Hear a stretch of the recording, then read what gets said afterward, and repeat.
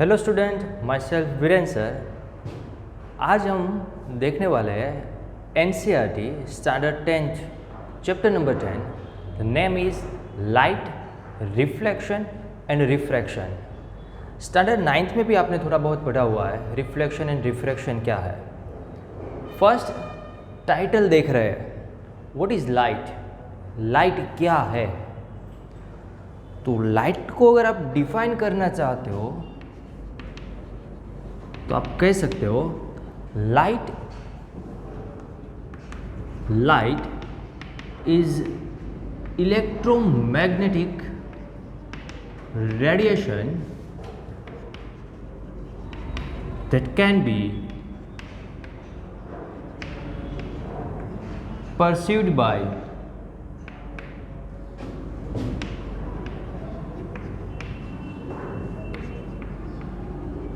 Human आई। Technical language में अगर light को डिफाइन करना चाहते हो तो कुछ ऐसा लिख सकते हो, लाइट एक इलेक्ट्रोमैग्नेटिक रेडिएशन है। Then what is electromagnetic radiation? वो आप साइंस में स्टैंडर्ड 12th में पढ़ने वाले हैं, जिसमें इलेक्ट्रिक एंड मैग्नेटिक फील्ड दोनों होता है, उसको हम बोलते हैं इलेक्ट्रोमैग्नेटिक रेडिएशन। तो जो ह्यूमन आइज जिसको ऑब्जर्व कर पाते हैं, देख पाते हैं, उसको हम लाइट कहते हैं। नेक्स्ट वर्ड है वो है रिफ्लेक्शन। रिफ्लेक्शन को अगर डिफाइन करना है तो आप क्या कह सकते हो? उसके लिए पहले एक डायग्राम ड्रॉ करते हैं। For example, that is reflecting surface. Reflecting surface, इस रिफ्लेक्टिंग सरफेस पे एक लाइट है, वो इंसिडेंट हो रहा है। Incident light, incident ray. आपको पता है, वही बात रिपीट करते हैं। ये है हमारा रिफ्लेक्टेड रे। तो रिफ्लेक्शन की डेफिनेशन क्या लिख सकते हैं? Reflection of light is change in direction of light at an interface between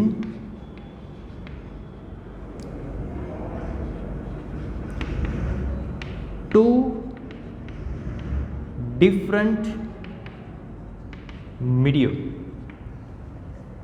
First medium there is air, second medium वो है एक ग्लास का मीडियम। लाइट इंसिडेंट होती है एक मीडियम में से, और ये इंटरफेस मीन्स दो मीडियम को सेपरेट जो कर रही है वो सरफेस। इंटरफेस मीन्स दो मीडियम को जो सेपरेट कर रही है वो है सरफेस। वो है इंटरफेस। लाइट जब इस इंटरफेस पे, इस मीडियम पे इंसिडेंट होती है तो वहाँ से क्या होती है, उसकी डायरेक्शन है वो चेंज होती है। It is called reflection. After reflection क्या होता है? एंड written in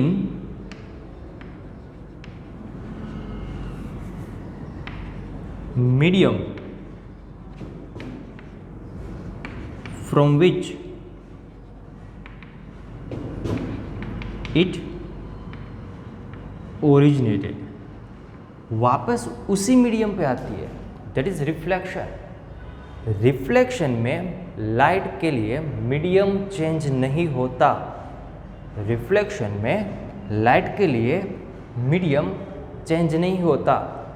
ये ऑलरेडी अपने स्टैंडर्ड 9 में पढ़ा हुआ है। मैं right? The next word is refraction. What is refraction? What is refraction?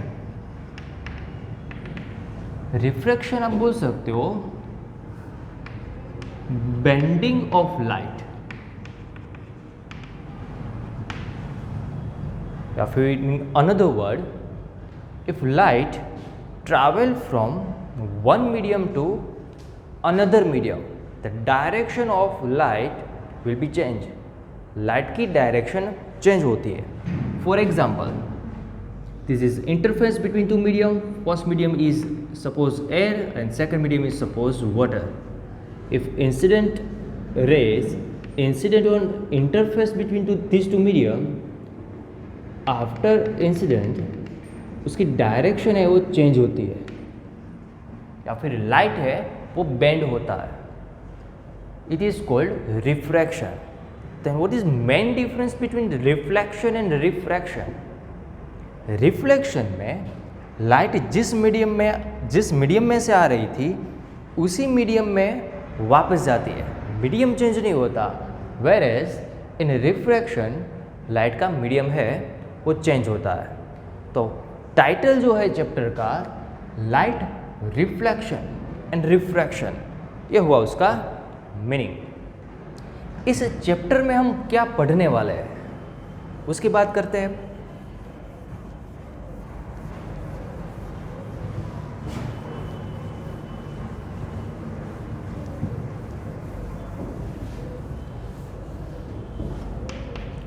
आप किसी ऑब्जेक्ट को क्यों देख पाते हो? आप किसी ऑब्जेक्ट को क्यों देख पाते हो? फॉर एग्जाम्पल, मेरे पास एक ऑब्जेक्ट है, आप क्यों देख पाते हो?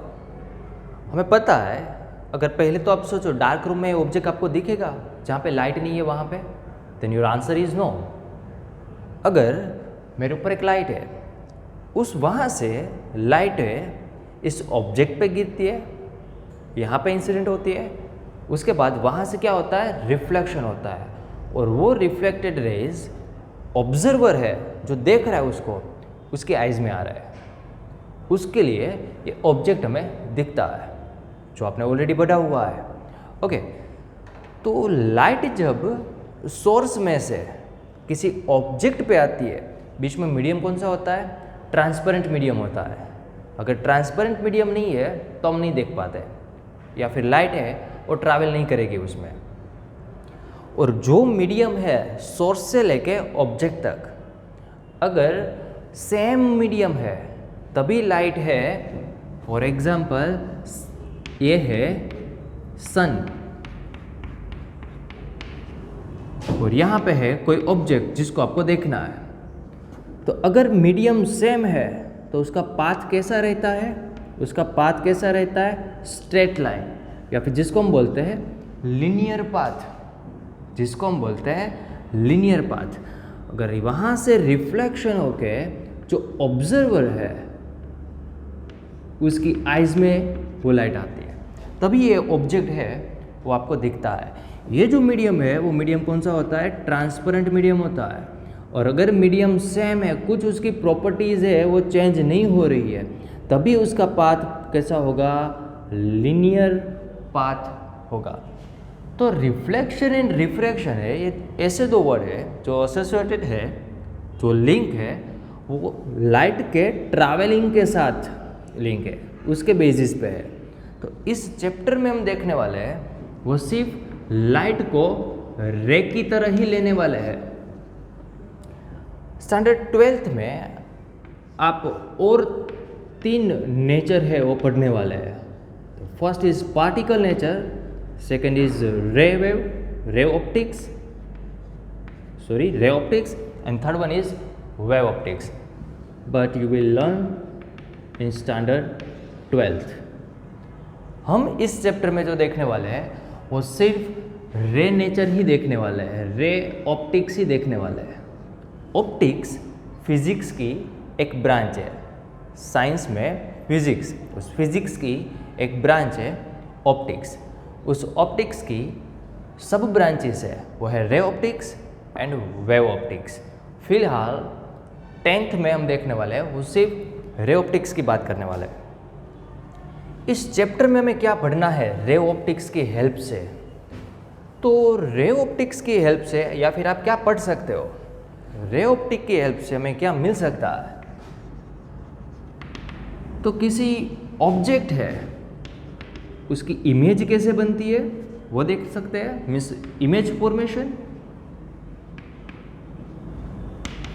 रे ऑप्टिक्स की हेल्प से हम पढ़ सकते हैं, फिनोमेना समझ सकते हैं, वो है माइक्रोस्कोप इंस्ट्रूमेंट, टेलीस्कोप,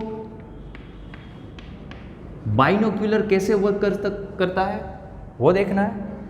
माइक्रोस्कोप और टेलीस्कोप फिर से रे ऑप्टिक्स की हेल्प से समझ सकते हो, लेकिन वो भी हमें पढ़ना है, और 10th चैप्टर लेकिन स्टैंडर्ड 12th का। फिलहाल इस चैप्टर में हमें जो देखना है वो सिर्फ बहुत छोटी सी बात है, रिफ्लेक्शन देखना है। किसका? Reflection by using spherical mirror.